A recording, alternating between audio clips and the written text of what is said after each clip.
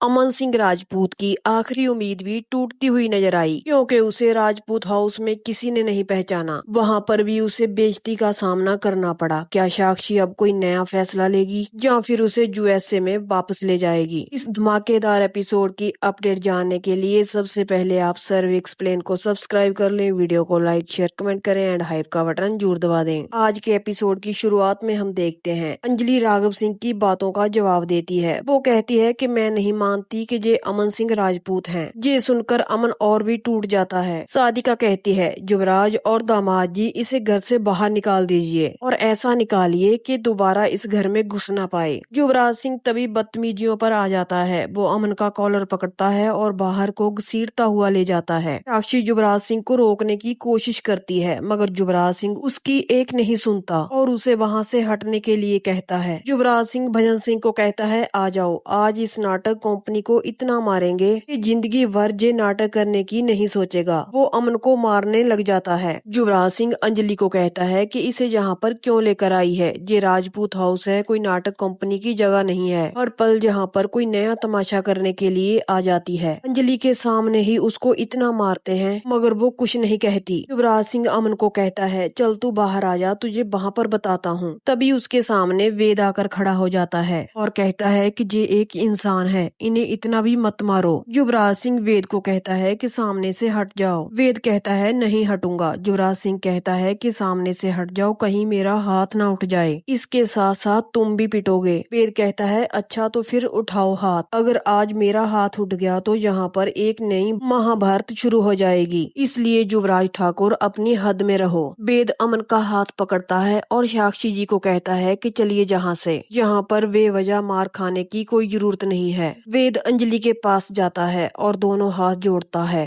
कहता है कि मैंने सोचा था कि आपके पास दिल है, लेकिन आप तो पत्थर की निकली। दिल नाम की चीज नहीं है आपके पास, मगर मुझे लगता है कि ये आपके पति हैं। मुझे नहीं पता आपको लगता है या नहीं, मगर रूह रूह को पहचानती है, प्यार प्यार को पहचानता है। होता है ना ऐसा, अगर मेरे सामने आरती किसी और रूप में आ जाएगी तो मैं उसे पहचान लूंगा। अगर मैं आरती के सामने किसी दूसरे रूप में जाता हूँ तो वो भी मुझे पहचान लेगी। और एक बार ऐसा हुआ भी था, मैं पहचान गया था कि वो आरती है, अंजलि अवस्थी नहीं। मुझे तो लगता है कि आपने अमन सिंह राजपूत से कभी प्यार किया ही नहीं था। और एक ये है साक्षी चौधरी, इनसे सीखिए कि प्यार किसे कहते हैं। पूरे 20-22 सालों तक इन्होंने इनका इलाज करवाया। ये सुनकर भजन सिंह और युवराज सिंह के होश उड़ रहे थे। वेद कहता है कि ये लोग एक बॉडी को लेकर गए थे पोस्टमार्टम करवाने के लिए। ये चंद्रभान ठाकुर, युवराज सिंह ठाकुर, वहाँ पर इनको इतना मारा कि वो पहचानने के लायक ही नहीं बचे और फेंक दिया उन्हें बीच सड़क में। वी राघव सिंह कहते हैं, हमारे पास क्या सबूत है वेद? अगर कोई सबूत है तो दो मुझे। तुम मुझे सबूत ला कर दो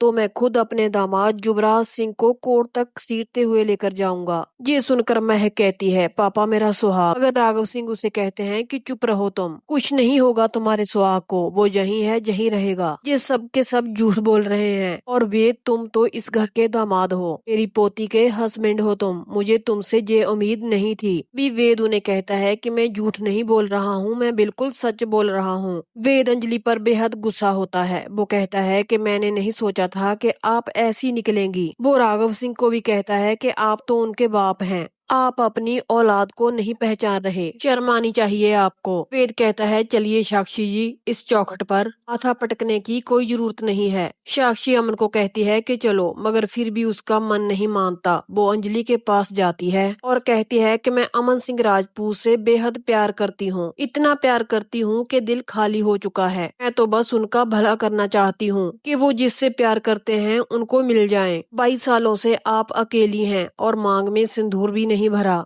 और जब आज आपके सामने आपका पति खड़ा है तो आप उसे पहचान नहीं रही। वेद ने बिल्कुल सही कहा है कि आपने कभी अमन से प्यार किया ही नहीं। अमन अंजलि के पास जाता है और कहता है कि करवा चौथ का दिन याद है ना, शादी से पहले की करवा चौथ। अभी अंजलि उन पलों को याद करती है। 22 सालों के बाद फिर से करवा चौथ आएगा, मैं तुम्हारा इंतजार करूंगा, तुम मेरे लिए व्रत रखना। अमन साक्षी को लेता है और वहाँ से जाने लगता है। गिन्नी कहती है, अंजलि जो इसने बोला वो क्या सही है? अंजलि कहती है हाँ बिल्कुल सही कहा उन्होंने। तभी गिन्नी खुश होती है, वो कहती है कि इसका मतलब है कि जे अमन है। तलाक सादिका कहती है नहीं नहीं, जे कोई प्लानिंग है, जे हम सबको बेवकूफ बना रहा है। इसे जे मालूम नहीं है कि बच्चा जब इस घर में पैदा भी होता है तब भी उसके हाथ में लॉ की किताब होती है। कानून और लॉ के जानकार भरे पड़े हैं इस घर में, इसकी बहुत बड़ी साजिश है। अंजलि कहती है दीदी चलती हूँ मैं। अभी अवय सिंह फिर से अपनी घटिया बातें करने लग जाता है। वो कहता है कि अंजलि अगर तुम ये सोचती हो कि अमन का नाम लेकर तुम्हारी जिंदगी में कोई लड़का आ जाएगा तो तुम गलत सोच रही हो, और ये सब करके तुम मुझसे दूर चले जाओगी, ये नामुमकिन है। अवय सिंह राजपूत है नाम मेरा, ये नहीं हो सकता कि मैं तुम्हें प्यार करते करते थक जाऊं। अमन भी उसकी घटिया बातें सुन रहा होता है, मगर वो इस वक्त मजबूर था, कुछ कर नहीं सकता था। तभी हम देखते हैं कि वहाँ पर काव्या जाती है। वो कहती है कि मैंने सुना है कि जहाँ पर अमन आया है, क्या ये बात सच है? बोलो गिन्नी कहाँ है अमन? तभी गिन्नी कहती है कि वो रहा अमन। काव्या कहती है जे अमन है? साक्षी उसे कहती है हाँ यही अमन सिंह राजपूत है। काव्या अंजलि के पास जाती है। वो कहती है क्या ये सच में अमन है? अंजलि उसे कहती है कि पता नहीं। साक्षी अमन को लेकर वहाँ से चले जाती है। पद्मा कहती है कि ठुकरा दिया आपने उन्हें, आपने ये बिल्कुल भी ठीक नहीं किया। आज मैं पहली बार आपके खिलाफ बोल रही हूँ। आपने आज यहाँ जो कुछ भी किया बिल्कुल भी ठीक नहीं हुआ। आपको उन्होंने करवा चौथ की वो सारी बातें याद करवाई, अगर आप मानने को तैयार ही नहीं हैं। साक्षी जी ने बिल्कुल ठीक कहा, आपने कभी अमन भैया से प्यार ही नहीं किया। ये सुनकर अंजलि फूट फूट कर रोने लग जाती है। वो बेबस सी हो जाती है। वो कहती है तो क्या करती मैं, एक बार मेरी जगह पर खड़े होकर तो देखो। अंजलि को कुछ भी समझ में नहीं आता कि वो क्या करे। वहाँ पर अमन भी अपने घर पर पहुँच जाता है। वहाँ राजपूत हाउस में जो भी हुआ वो एक एक बात को याद करता है। हम देखते हैं कि राघव सिंह राजपूत अपने बेटे अमन की तस्वीर के सामने आता है। उन्हें भी कुछ भी समझ में नहीं आता कि वो लड़का झूठ बोल रहा था या फिर सच। अगले ही पल वो कहते हैं कि ये संभव ही नहीं है, किसी भी हाल में ये मेरा बेटा अमन नहीं हो सकता। ये जरूर कोई बहरूपिया है, चालबाज है, किसी न किसी की तो साजिश है। ये जरूर ये अंजलि की चाल है। वो इसका सहारा लेकर मुझे नुकसान पहुंचाना चाहती है। पर क्यों, ये चाहती क्या है अंजलि? वो कुछ भी चाहे लेकिन मैं उसे कामयाब नहीं होने दूंगा। बड़ी मुश्किल से मैं वापस आया हूँ और मुझे अपना घर परिवार और राजपूत हाउस मिला है। मैं नहीं मान सकता कि ये मेरा बेटा अमन है। राघव सिंह ये भी सोचते हैं कि हमारे घर परिवार के बारे में इस लड़के को कैसे मालूम है, इस बारे में तो ये कोई नहीं जानता। वो उसी बात को सोचते हैं जब उसने अंजलि से कहा था कि हमने पहला करवा चौथ शादी से पहले मनाया था। अभी वहाँ पर अवय सिंह आता है। वो कहता है कि झूठ की बुनियाद पर कोई कुछ भी बोल सकता है। अंजलि और अमन के प्यार की दास्तां बस्ती के बच्चे बच्चे की जुबां पर है। बस्ती ही क्या, पूरे शहर को उनके बारे में पता है। ये बात आप भी जानते हैं कि हमारा राजपूत खानदान इस शहर का